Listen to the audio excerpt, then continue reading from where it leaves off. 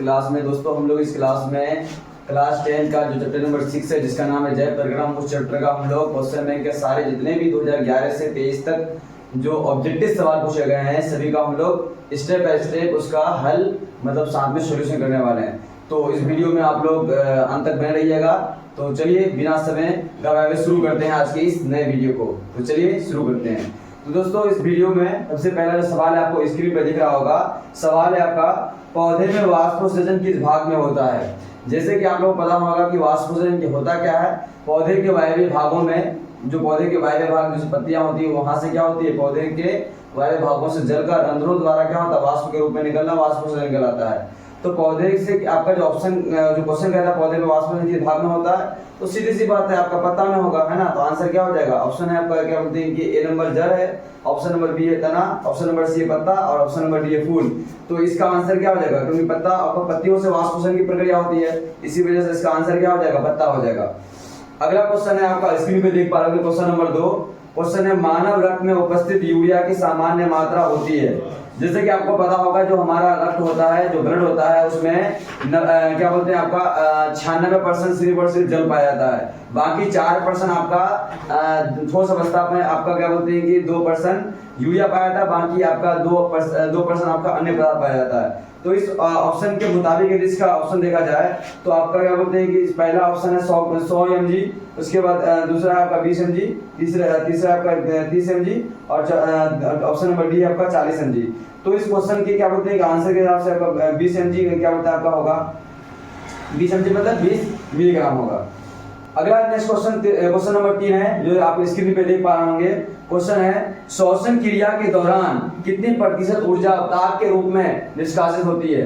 जब हम लोग श्वसन मतलब सांस लेते हैं तो श्वसन के दौरान हमारे शरीर से बाहर अर्थात श्वसन के दौरान हमारे शरीर से बाहर कितना प्रतिशत ताप उत्पन्न होता है। तो ऑप्शन पहला ऑप्शन है आपका 20%, ऑप्शन नंबर बी आपका क्या बोलते हैं 40%, ऑप्शन नंबर सी है 60%, ऑप्शन नंबर डी 80%। उसमें जो 20% है आपका क्या होगा, वाष्पोत्सर्जन के रूप में निकलती है।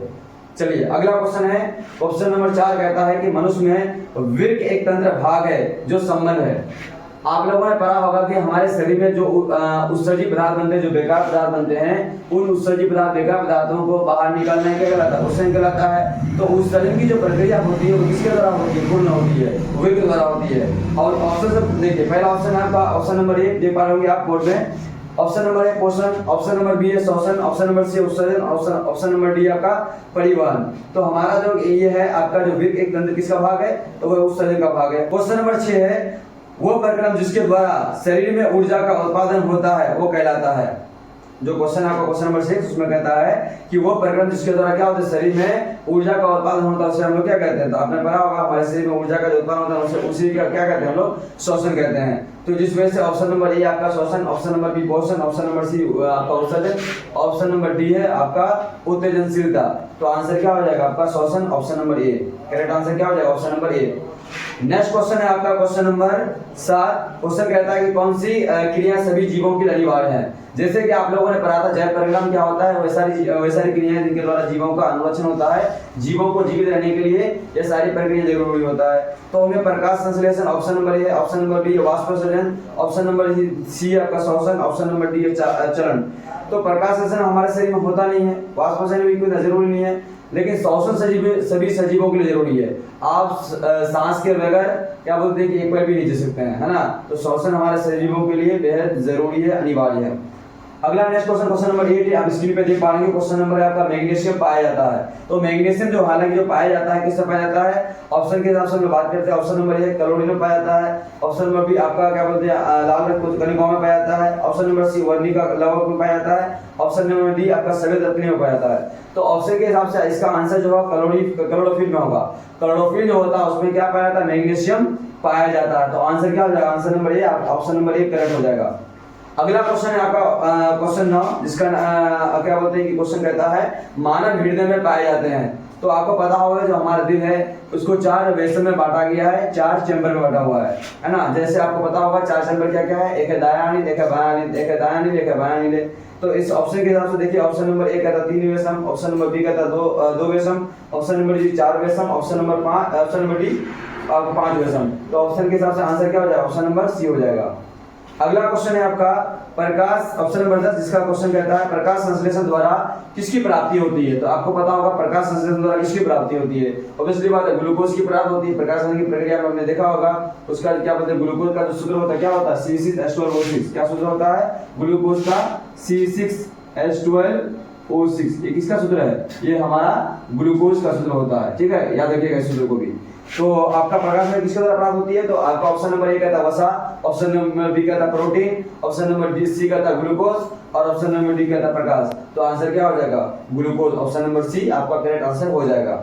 चलिए नेक्स्ट क्वेश्चन आप स्क्रीन में देख पा रहे होंगे, आपका सवाल कहता है कि कोशिका झिल्ली किस प्रकार की झिल्ली होती है। जैसे कि पता होगा आपको, जो झिल्लियां होती है, एक होती है कोशिका झिल्ली, एक होती है कोशिका भित्ति। जो कोशिका झिल्ली होता है वो क्या होता है, पादप कोशिका में पाया जाता है और आपका जंतु कोशिका में पाया जाता है। लेकिन जो कोशिका भित्ति होता है वो केवल और केवल किसमें पाया जाता है, वो केवल आपका पादप कोशिका में पाया जाता है। तो कोशिका झिल्ली किस प्रकार झिल्ली, आपका सवाल ये कहता है। तो सवाल में क्या बोलते हैं, ऑप्शन देखिए, ऑप्शन नंबर 1 कहता है आपका परागमीय, दूसरा कहता है अपरागमीय और तीसरा कहता है अर्धपरागमीय और आपका ऑप्शन नंबर डी कहता है इनमें से कोई नहीं। जैसे कि आपको पता होगा जो कोशिका झिल्ली होता है वो अर्धपरागमीय होता है, वो आधी चीजों को जान देता है, आधी चीजों को क्या बोलते हैं कि आने देता है। मतलब कि हमारा कोशिका जो झिल्ली होता है वो अर्धपरागमीय होता है, इस वजह से ऑप्शन नंबर सी आपका क्या हो जाएगा, करेक्ट हो जाएगा।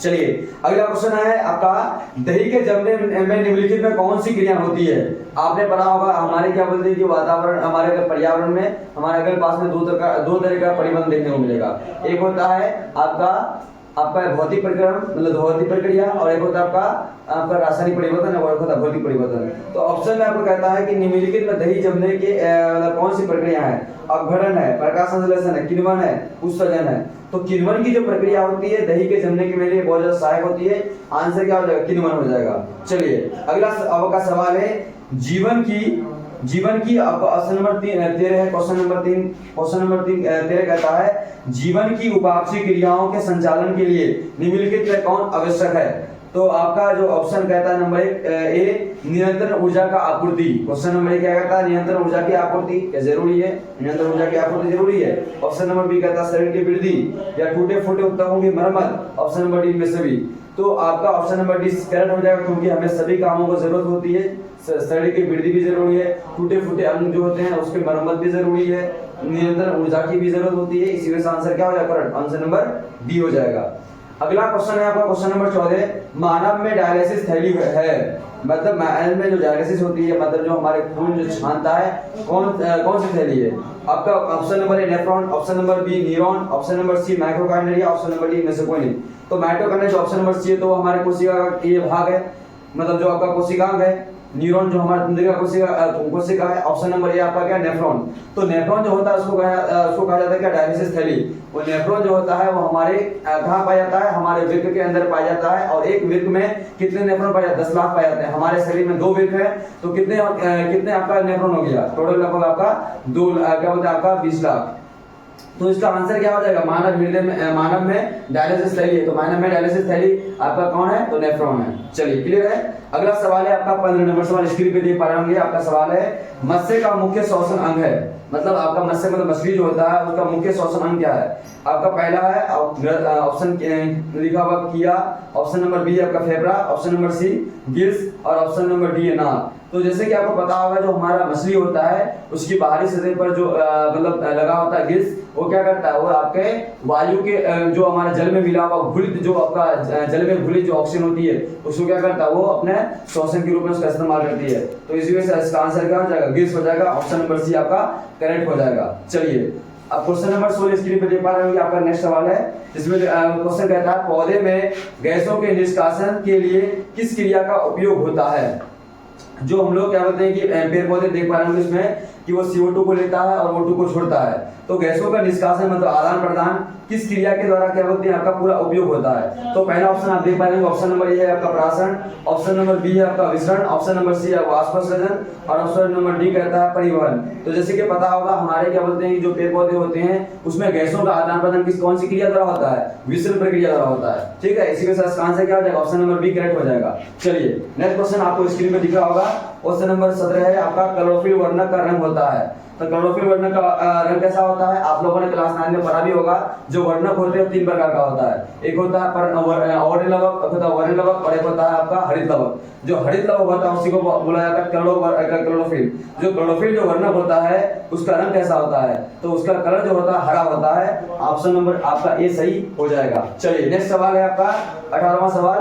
क्वेश्चन कहता है आपका कवक में जो होते हैं पोषण की कौन सी विधि होती है? चलिए ऑप्शन नंबर ए कहता है स्वपोषी। दूसरा क्वेश्चन आपका ऑप्शन नंबर बी कहता है आपका क्या बोलते हैं मृतजीवी। ऑप्शन नंबर सी कहता है संभोजी। ऑप्शन नंबर डी कहता है आपका इनमें से कोई नहीं। जैसे कि आप सभी को पता होगा जो कवक होते हैं वो सड़े गले खाद्य पदार्थों का इस्तेमाल करते हैं, तो इसी वजह से इसका आंसर क्या हो जाएगा? आपका हो जाएगा मृतजीवी। चलिए अगला सवाल है 19 नंबर सवाल। 19 नंबर सवाल आपको स्क्रीन में दिख रहा होगा। सवाल है रेजिन एवं गोंद कहाँ संचित रहता है? तो रेजिन और जो गोंद होता है सबसे पहले पता होना चाहिए ये क्या है? पादप उत्सर्जी पदार्थ है, मतलब पादप के अंदर पौधों के अंदर बेकार पदार्थ है, तो ये पदार्थ को बाहर निकलना जरूरी है। तो पेड़ पौधे क्या करते हैं? कुछ प्रक्रियाओं को अपनाते हैं, क्योंकि पेड़ पौधे के शरीर में पेड़ पौधों की क्या बोलते हैं जो भाग होते हैं उनके जो क्या बोलते हैं उनके पास कोई विशेष प्रकार का कोई अंग या तंत्र नहीं होते हैं, तो कुछ तरीके अपना कर क्या करते हैं उन उत्सर्जी पदार्थों को बाहर निकालते हैं। तो आपका सवाल है ऑप्शन नंबर ए कहता है फ्लोएम, ऑप्शन नंबर बी कहता है कोटेक्स और ऑप्शन नंबर सी कहता है छाल में, या ऑप्शन नंबर डी कहता है पुराने जाइलम में। तो याद रखिएगा जो पुराने जो क्या बोलते हैं जाइलम होते हैं उसमें रेजिन और गोंद क्या होते हैं आपका संचित रहता है, उसमें चिपकता है और उस पुराने जाइलम द्वारा क्या होते हैं वो बाहर निकल जाते हैं। इस प्रकार क्या होगा? Option number C option number आपका डी करेक्ट हो जाएगा। चलिए अगला नेक्स्ट क्वेश्चन और लास्ट सवाल है आपका शरीर में ऑप्शन नंबर आपका क्वेश्चन नंबर दिख रहा होगा स्क्रीन पर। क्वेश्चन है आपका 20वां नंबर सवाल। कहता है शरीर में भोजन का पचना, हमारे शरीर में भोजन का पचना किस प्रकार की अभिक्रिया है? तो ऑप्शन आपका क्या ए है आपका उपचयन, ऑप्शन नंबर बी है संचयन, ऑप्शन नंबर सी है विस्थापन, ऑप्शन नंबर डी है आपका उपचयन। जैसे कि आपको पता होगा कि हमारे शरीर में जो भोजन पचता है उसमें ऑक्सीजन क्या होती है? आपका ऑक्सीजन का संयोग होता है, जुड़ता है। इसी वजह से ऑप्शन नंबर ए आपका ए क्या हो जाएगा? सही हो जाएगा, अर्थात आपका उपचयन हो जाएगा। ठीक है, आज के लिए हम लोग क्या 20वां सवाल तक ही छोड़ते हैं। अगला जो नेक्स्ट हम लोग का जो क्या बोलते हैं वीडियो आएगा 21वां नंबर से सवाल को करना शुरू करेंगे। तब तक आप लोग क्या बोलते हैं चैनल को सब्सक्राइब करके रखिए और हम लोग का क्या नेक्स्ट जो वीडियो आएगा उसके लिए आप लोग इंतजार कीजिए। जब तक के लिए जय हिंद, जय भारत, वंदे मातरम।